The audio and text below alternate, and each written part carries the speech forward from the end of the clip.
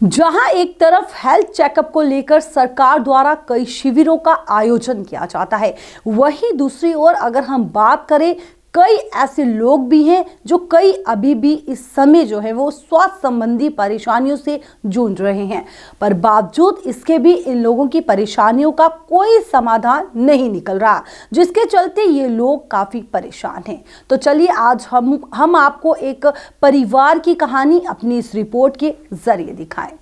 सबसे पहले हम आपको बताएं, इंसानियत नाबा ट्रस्ट की चेयरपर्सन इंदु शर्मा ने इस पर क्या कहा है। इंदु शर्मा ने कहा कि कई बार हमने एक बच्ची के मसले में कई बड़े उच्च अधिकारियों से गुहार लगाई है, लेकिन अभी तक इसका कोई समाधान यानी इसका कोई हल नहीं निकल पाया है।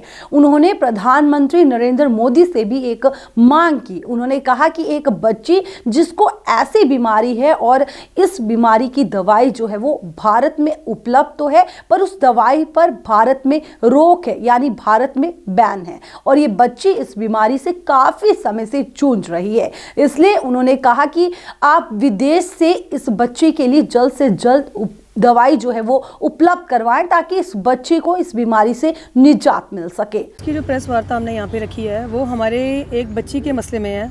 मैं डिस्ट्रिक्ट पुंछ से हूँ, इंसानियत नाबा ट्रस्ट की चेयरपर्सन नीतू शर्मा।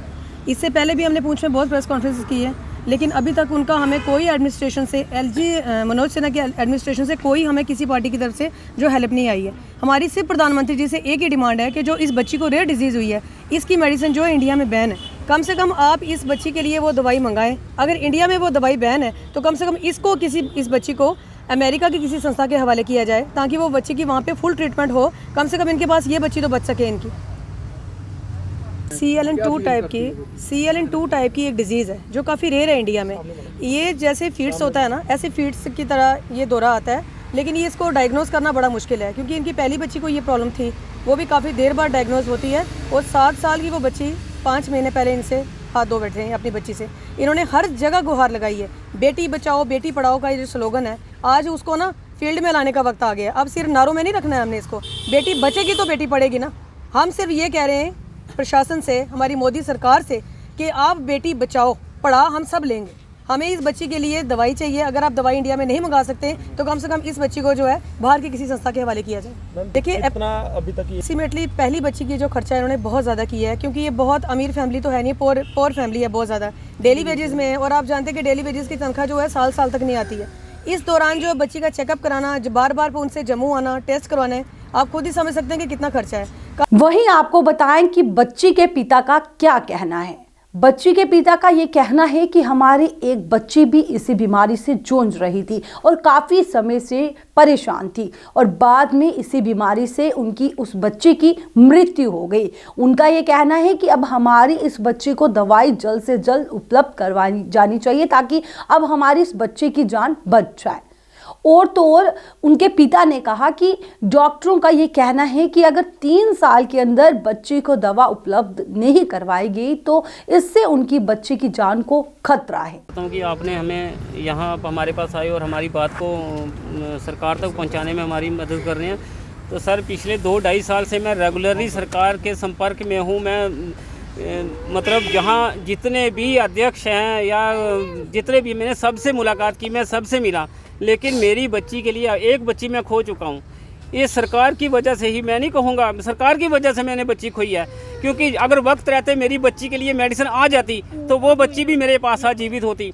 वही हिसाब आज मेरी इस बच्ची को वो डिजीज़ धीरे धीरे वो ऐसे इस बच्ची को जकड़ रहा है, जैसे मेरी बड़ी बच्ची। देखो आप इस वक्त इस बच्ची को देखो, चलने में, बोलने में, खेलने में बच्ची मेरी बहुत एक्टिव है, लेकिन जब जैसे जैसे ये डिजीज़ बच्ची में मतलब इस बीमारी का ज़्यादा एंट्री होगी इसके ब्रेन में, तो ये बच्ची धीरे धीरे इसमें बोलने की शक्ति कम हो जाएगी, चलने की शक्ति भी कम हो जाएगी। ये डिजीज़ मतलब तिल करके मतलब इंसान को ख़त्म करता है। इतना रेयर डिजीज़ है ना ये। तो सर इसके लिए अभी जो इसकी ट्रीटमेंट है, जो अभी इसको सिंपली एक मेडिसिन चल रही है इसकी, जो मैं इसको दे रहा हूँ, वो सिर्फ कुछ टाइम के लिए रोकथाम के लिए है। अब ये 3 साल में अगले महीने में 3 साल की कंप्लीट हो जाएगी। और एम्स वालों का कहना था कि जैसे ये 3 साल की होगी हम इसकी जो मेडिसिन जो है इसकी, तब हम इसको चला सकते हैं। लेकिन उन्होंने ये भी कहा कि अभी मेडिसिन हमारे पास अवेलेबल नहीं है। ये मेरे पास एम्स वालों की प्रिस्क्रिप्शन भी मेरे पास है, जिस पे उन्होंने लिख के दिया है कि 3 साल में बच्ची की ट्रीटमेंट होनी है, लेकिन ये भी है कि वो मेडिसिन अभी हमारे पास नहीं है। देखिए, इस रिपोर्ट को इस वीडियो के जरिए दिखाने का हमारा यही मकसद था कि इस बच्ची की जान को बचाना है, और हम जम्मू कश्मीर प्रशासन और साथ ही प्रधानमंत्री नरेंद्र मोदी से ये अपील करते हैं कि वो इस मामले को संज्ञान में ले, और ताकि इस बच्ची की मदद हो सके।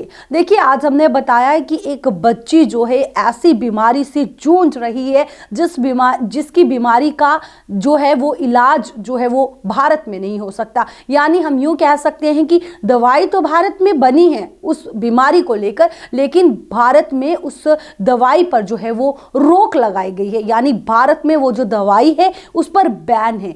हमारे जो भी व्यूअर्स इस वक्त हमें देख और सुन रहे हैं, हम उन्हें ये बताना चाहेंगे कि जिस बच्ची की कहानी आज हमने आपको सुनाई अपनी इस रिपोर्ट के ज़रिए, उसको दिखाने का यही मकसद है कि इस बच्ची की मदद जो है वो किसी तरीके से जो है वो हो पाए, और हमें उम्मीद है कि इस बच्ची की जान जो है वो बचाई जा सकती है, कि अगर ये संदेश जो है वो जगह जगह पर जो है वो पहुँचे हमारी इस वीडियो के ज़रिए। तो फिलहाल आज के हमारी इस रिपोर्ट में बस इतना ही। तब तक के लिए मुझे तारिका महाजन को और वीडियो जर्नलिस्ट अंकुश सप्रू को दीजिए इजाजत। आप देखते रहे द न्यूज़ नाउ। नमस्कार।